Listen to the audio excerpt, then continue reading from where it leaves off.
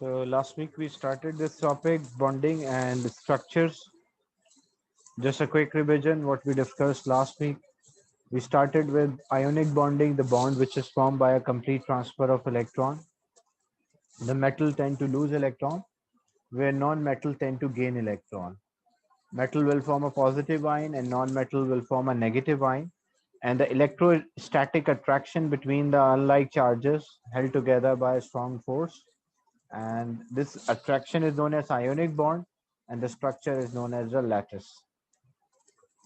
Ionic radii, as we discussed, for positive ions, the ionic radii, the positive ionic radii is smaller as compared to that of neutral atom because they lose electron.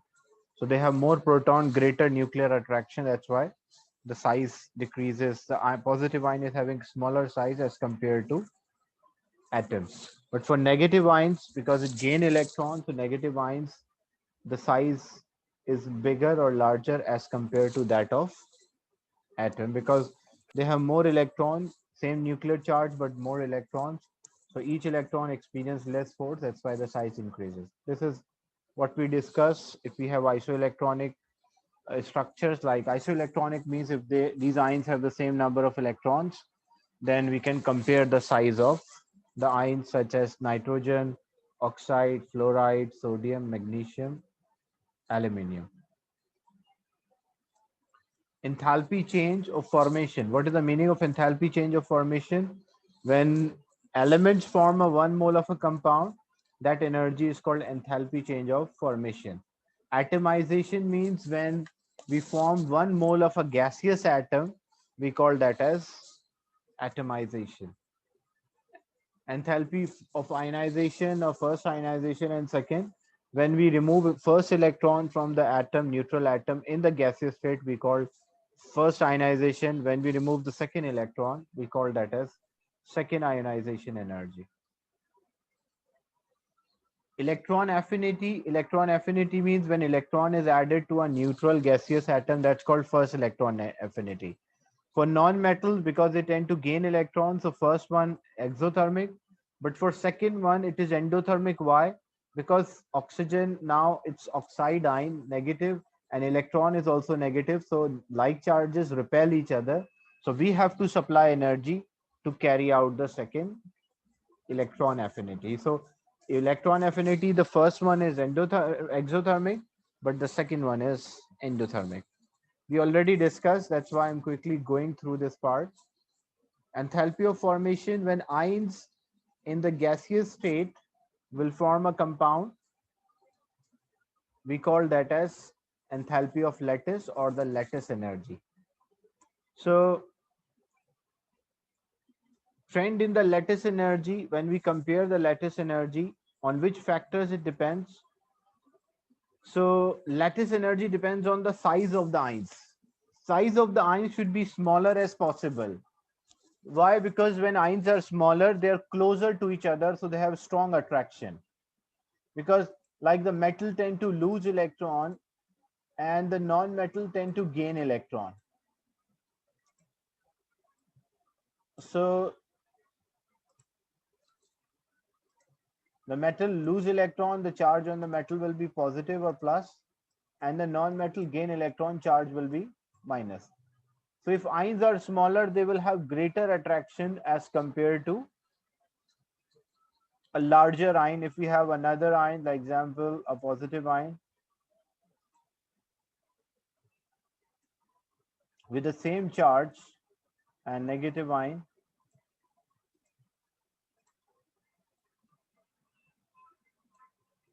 because actually this positive ion, the nucleus is attracting the electrons from the negative ion. So because the distance is increases, so attraction decrease. That's why when we compare the lattice energy, which compound will have a higher lattice energy, A or B? So A will have a higher lattice energy because strong attraction, ions are closer, that's why higher lattice energy. And the second factor on which it depends is the charge of the ions. Greater the charge of the ions, higher lattice energy. Like example, if you have sodium chloride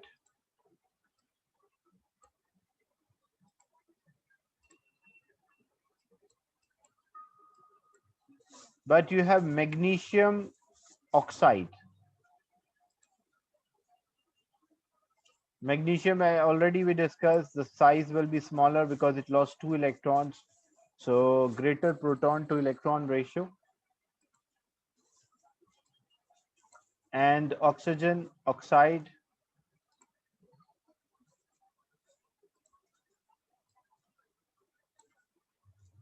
And both have the charge -2. There's +2 charge on magnesium and -2 charge on oxygen. So greater charge and smaller size. So they have a greater or strong electrostatic attraction. So the lattice energy of magnesium oxide will be higher as compared to sodium chloride. So the factor on which it depends on the size of the ions. The larger ions, the less negative enthalpy. Less negative means weaker attraction is there. So a small amount of energy will be released when ions will come closer. But if ions come too much close to each other, they release greater amount of energy or strong attraction will be there. So as the ions are larger in size, become further apart, so it's a weak attraction. And second thing, the charge on the ions, so bigger or the greater charge on the ions result in greater lattice energy or more negative. So which one is having a higher lattice energy? Like which values, which shows that electrostatic attraction is stronger? -200, because lattice energy will always be negative because it's a bond forming. Bond forming is exothermic. -700. Which compound is having a stronger bond, a stronger lattice, higher lattice energy and stronger bond? So negative sign shows it is exothermic. So both reactions are exothermic. And the magnitude shows the strength. Higher value of a lattice energy, it means strong electrostatic attraction, so difficult to separate the ions from each other. Is it clear? The trend in the lattice energy, the comparison.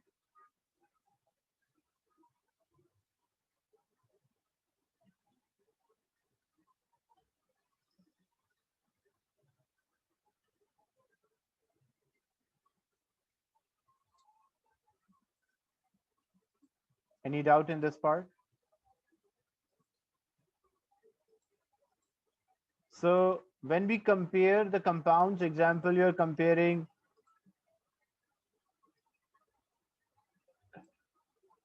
say, lithium oxide, or you have group 1 elements, which include, like, group 1 lithium is there, then sodium is there, then potassium is there, rubidium is there. So as we go down the group, the size increases. Size of atom will also increase, and the size of ion, because there are more electron shells are there. So size increases. So if I have a compound lithium chloride, sodium chloride, potassium chloride, rubidium chloride, so which one you think will have the higher lattice energy? Lithium chloride or rubidium chloride? Which compound will have a higher lattice energy?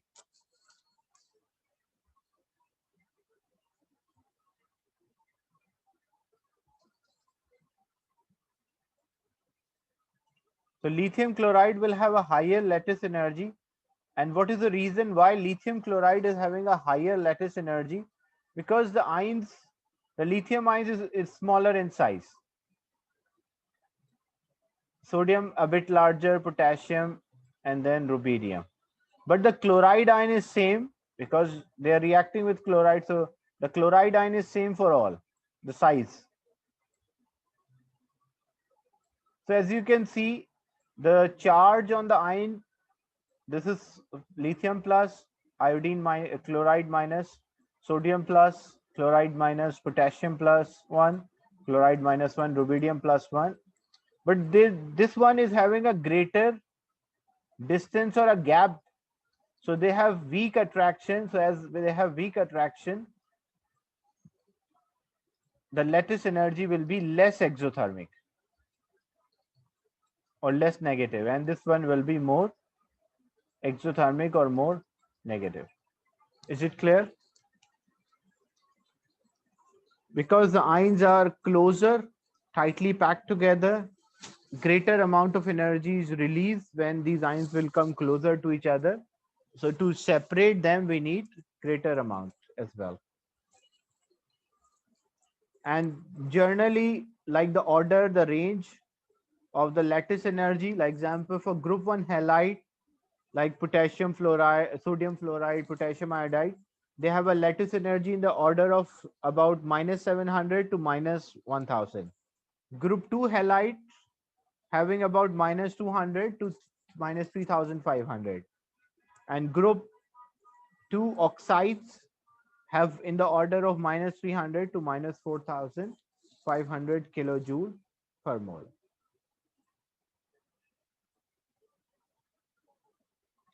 Now, what we observe, like example, when we calculate the lattice energy,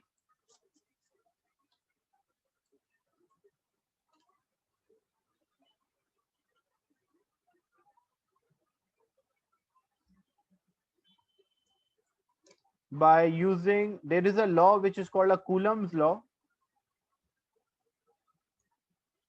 You don't have to learn this law. So when we calculate the lattice energy by a Coulomb's law, which is also known as theoretical value,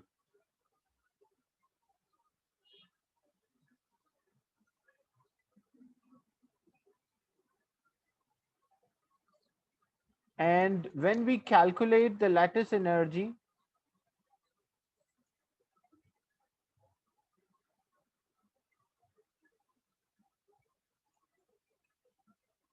by Born-Haber cycle, the Born-Haber cycle was part of the syllabus before 2000, like 2018 syllabus, it was there, but not now. So you don't have to learn a Born-Haber cycle. Just there's a whole cycle is there, a method, a technique is there to calculate a lattice energy. So you will not find a direct calculation of this Born-Haber cycle. Just the idea. So using a Born-Haber cycle, when we calculate the lattice energy, that's called a practical value of the lattice energy. So what we observe when we are calculating a lattice energy by a Coulomb's law, and when we calculate a lattice energy by a Born-Haber cycle, which is a practical value, we find a difference between the values.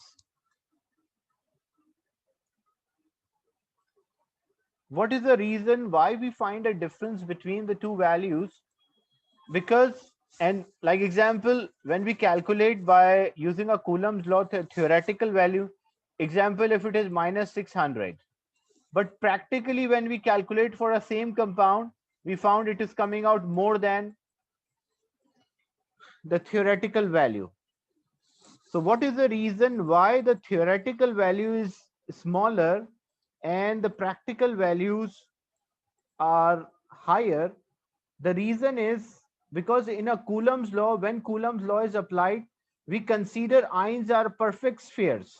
That's the Coulomb law is only applicable by considering if we have ions, these ions or charges are perfect spheres. But in reality, in practical, ions are not perfect spheres. Ions are polarized. What is the meaning of polarized? That means distortion occur. They are not perfect sphere. So what happens, like example, if you have a positive ion,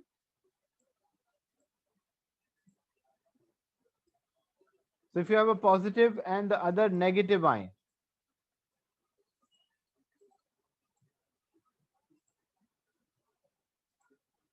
so positive ion and negative ions, there's attraction between them. We call that as electrostatic attraction and ionic bond. But the electrons which are there in the outer shell, actually these electrons shifted towards the positive ion. So as these electrons shifted towards the positive ion, so you can see the distance between the two ions further decreases. As the distance between the two ions further decreases, the lattice energy will increase. So this is called distortion or polarization. So in reality, in practical, the ions are not perfect sphere. There is a polarization occur. Like the ions loses their shape, spherical shape, and they come closer to each other. as compared to when we calculate theoretically. That's why the practical lattice energy is always higher than theoretical lattice energy. If the two lattice energies are in the same order, like same values, it means because for some ions it does not distort, but most of the ion distortion occur, and distortion mainly occur for a negative ion, because negative ions are larger in size and the electron is attracted. Electrons attracted or move towards the positive ion, which result in a distortion or change in shape in the negative ion. And this distortion depends on the size of the positive ion. It should be smaller. The distortion, it depends on size of positive ion. To have a higher distortion, it should be smaller. It depends on charge of the positive ion.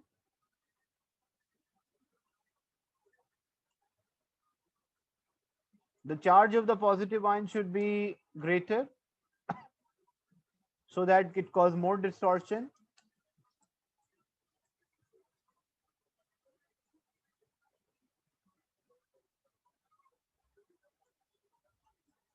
And it also depends on size of the negative ion.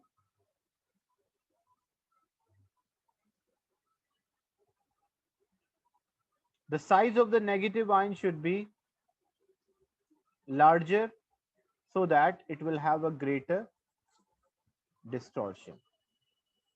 So these are the factors which affects the distortion. Number one, the size of the positive ion, it should be small as possible. Number two, the charge of the positive ion, it should be greater so that cause more distortion or attraction towards the electron. And number three, the size of the negative ion should be larger, so it will have a greater distortion. Is it clear why the theoretical lattice energy is not same as the practical lattice energy, or why there's a difference between the theoretical lattice energy and the practical lattice energies? Practical lattice energy is calculated by the experimental values are calculated by Born-Haber, whereas theoretical is calculated by a Coulomb's law, and we find there's a difference between the theoretical and practical lattice energies. Any doubt in this part?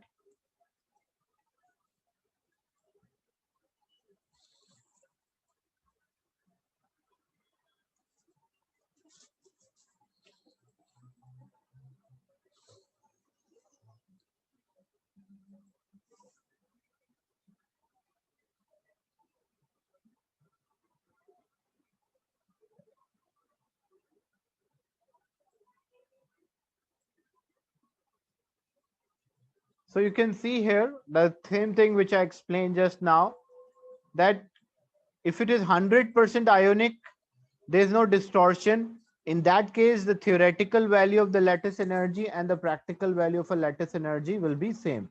But in practical, what happened? A negative ion, the electrons shifted towards a positive ion. We called as a distortion, or also known as covalent character of ionic compound. So when a compound have some covalent character,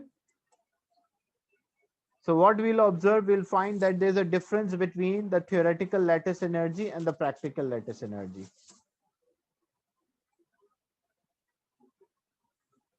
Some properties of these ionic compounds. So physical properties, they have high melting point. What's the reason why they have high melting point? Because they have a strong electrostatic attraction and they have a giant structure which result in high melting point. Non-conductor of does not conduct non-conductor of electricity, because in a solid state the ions are not free to move. So if ions are not free to move, that's why it does not conduct electricity in a solid state. But in a molten or aqueous state, because these ions are free to move, so when we pass the current through a solution of ionic compound or a molten ionic compound, they tend to conduct because the ions are free to move. Brittle means when you apply a force, you can easily break the compound into part, we call that as a brittle, because the layers cannot slide over each other. Layers break when we apply a force.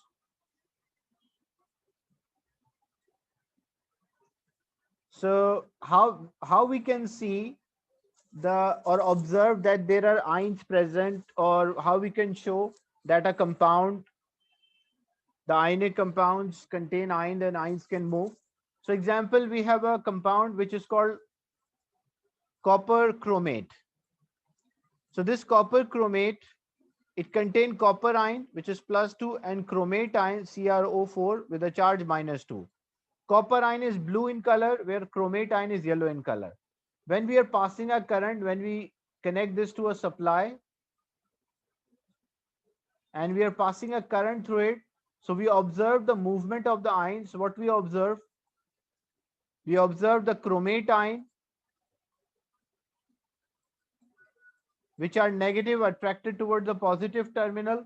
So we will see near the positive electrode migration of the yellow ions or yellow color, or a yellow color is seen near the positive electrode. And copper is a positive ion, so attracted towards the negative plate. So we'll observe or see the migration of the positive ion copper, or observe a blue color near a negative electrode. So which shows that the ionic compound can conduct electricity in a molten or aqueous state. Same way, what we can do, we can also use manganese, potassium manganate. Potassium manganate is KMnO4, the compound, and it dissociate into K plus and MnO4 minus. Manganate ion is purple in color. So when we place this on a moist filter paper, so initially in the beginning we place it at this point. But when we pass the current, so we place it at this point. But when we pass the current, because the manganate ion is negative, so it is attracted towards the positive. So on the filter paper, we will observe the movement of the purple color, which shows that the manganate ion are attracted towards the towards the positive terminal, and their movement is visible. But because the potassium ions are colorless, so even though potassium or other ions, because they are colorless, even though they are moving, but we don't observe their movement. So this electrolysis of potassium manganate or copper chromate shows that the migration of the ions can take place, or ions can migrate or move from one place to another. Is it clear? This concept, how we can use electrolysis to locate the movement of the ions?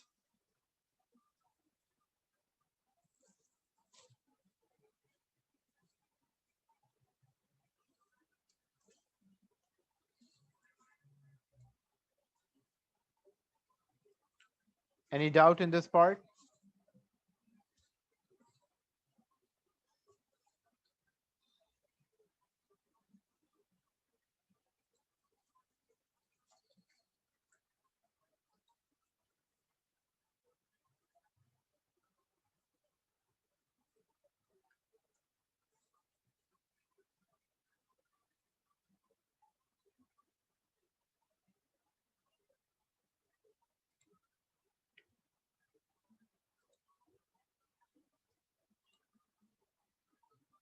So the movement of the ions is observable, and we can say that the ions are moving and they are responsible for this movement or appearance of the color.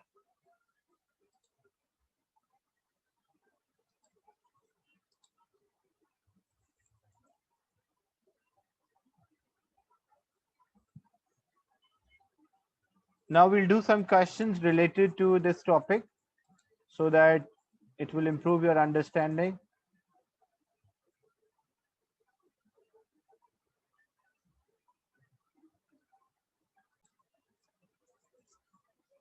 So this one is related to ionic covalent bonding and lattice energy. Covalent bonding we did not discuss yet, but we will discuss questions related to ionic bonding and lattice energy so that you have a better understanding of the topic.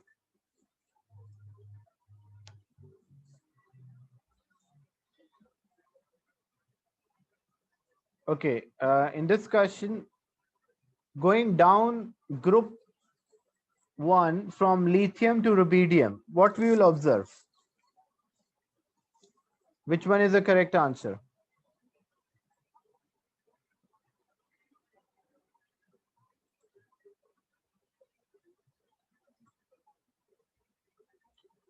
Everyone should participate in this because it shows your understanding of the topic.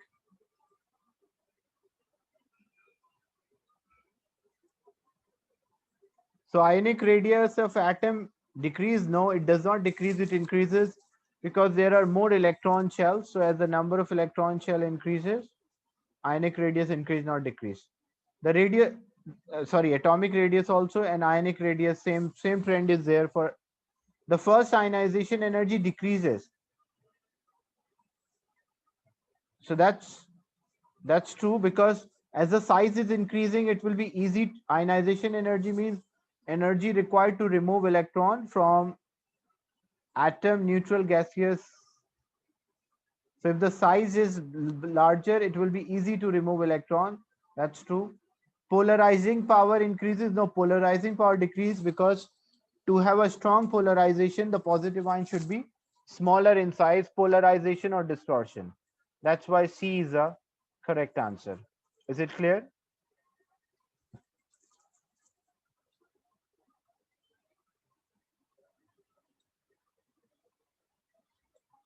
Everyone should participate in this, so it shows your understanding of the topic.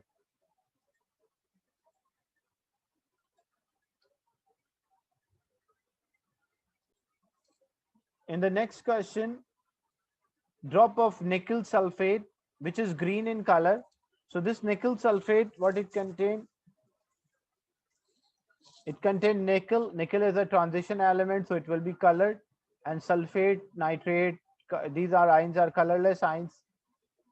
So it placed in a moist filter paper in a slide. So the same thing, what we just discussed now, we have a moist filter paper. One side is positive, another side is negative. After 10 minutes, what we will observe? This one sulfate is colorless and this one is green. What we will observe?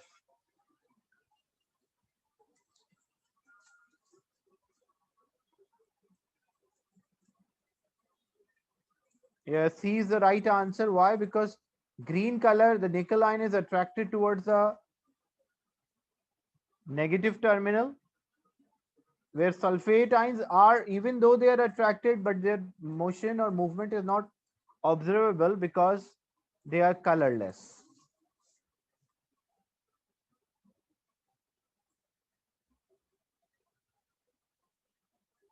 Magnesium oxide is, it's what? Ionic compound, metallic, ionic, ionic covalent, metallic and covalent.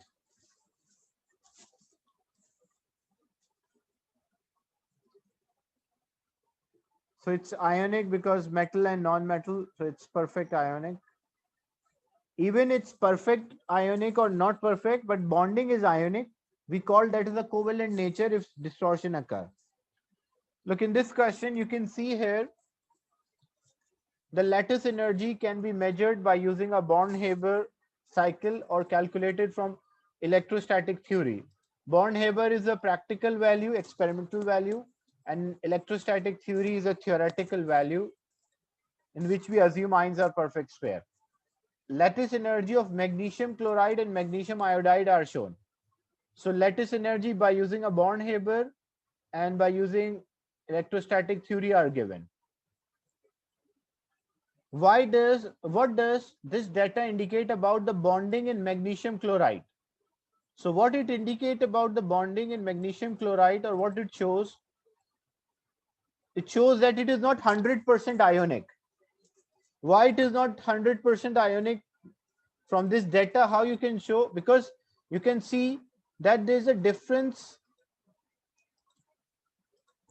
You can see there is a difference in the lattice energy. The lattice energy of by electrostatic theory and by Born-Haber, they are different from each other, greater difference. So what this data shows, it shows that the bonding we call ionic bonding, but we'll not say it is 100% ionic.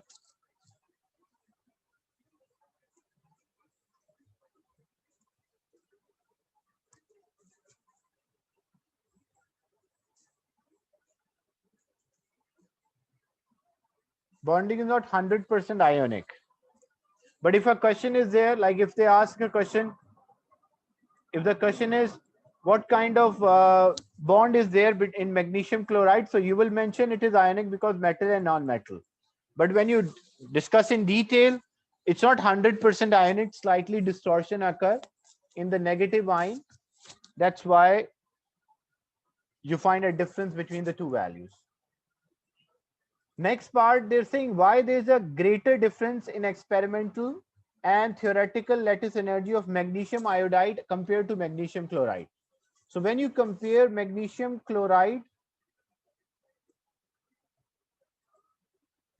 with magnesium iodide, so iodine is larger in size, greater in size. Magnesium is same.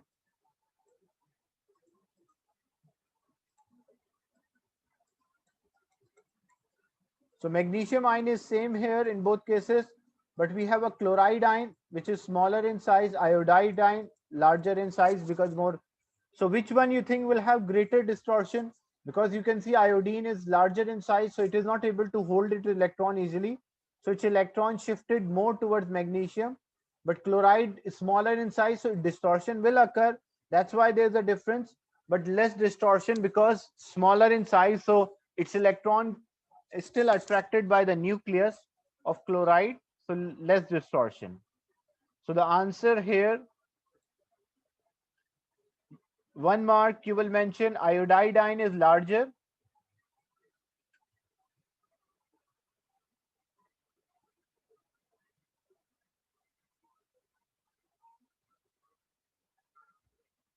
So more distortion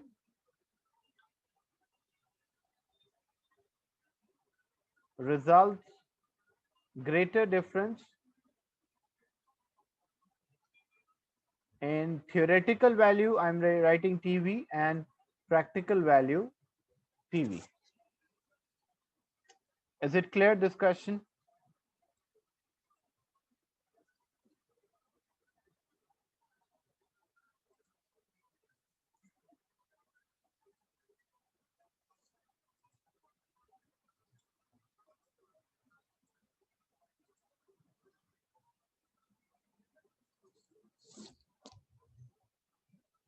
Then draw a dot and cross diagram to show the electronic structure of a compound magnesium. Only the outer shell electron, include the charges.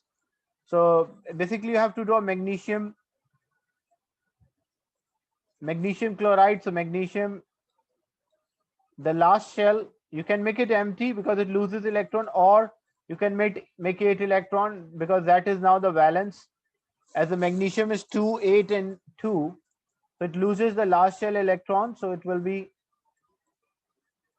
the second last now become the last shell with the charge +2. And chloride, so there should be 2 chlorine, and each chlorine should have 7 electrons of its own, and 1 it take from magnesium. So this will be the dot and cross diagram for magnesium chloride.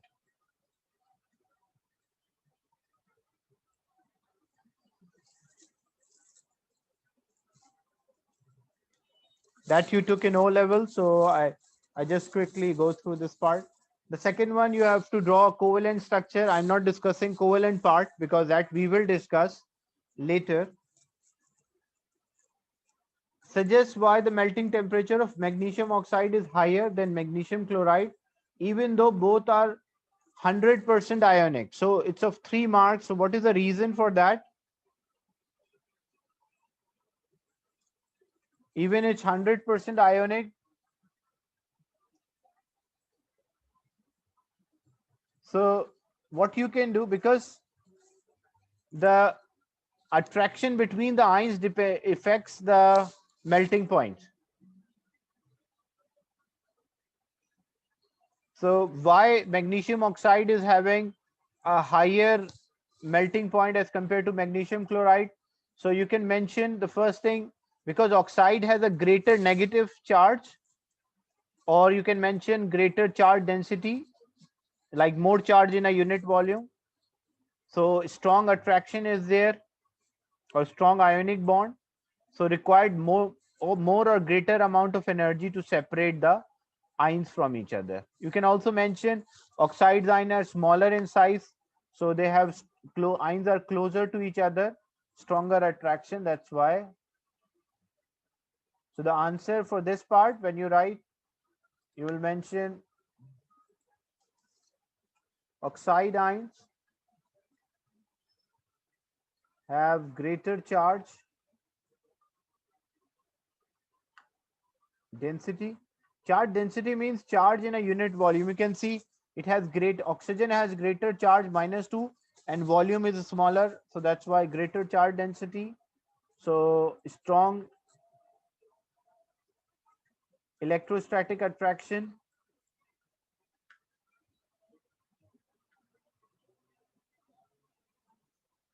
greater energy is required to separate ions from each other.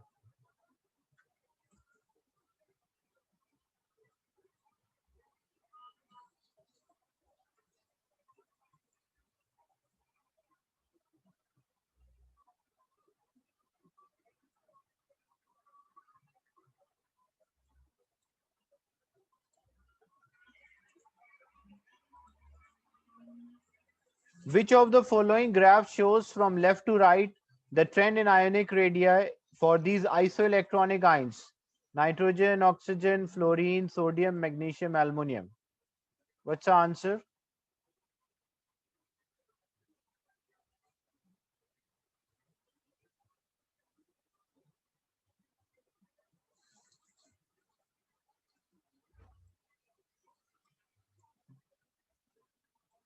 Yes, what could be the answer for this one?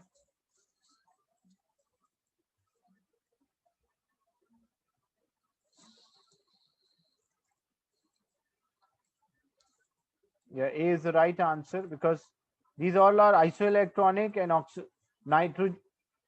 No, A is the right answer. All are isoelectronic. But what you have here, for nitrogen, 7 protons are attracting 10 electrons. For oxygen, 8 protons are attracting 10 electrons. For fluorine, 9 protons are attracting 10 electrons. For sodium, 11 protons are attracting 10 electrons.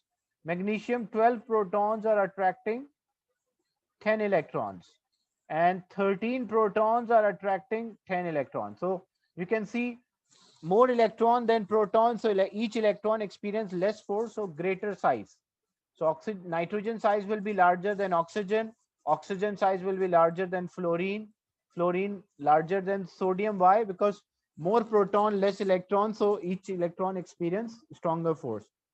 And magnesium, 12 proton and 10 electron, so that's why A is a correct answer.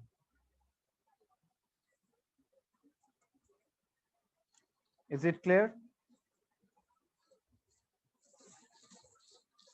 why A is the right answer?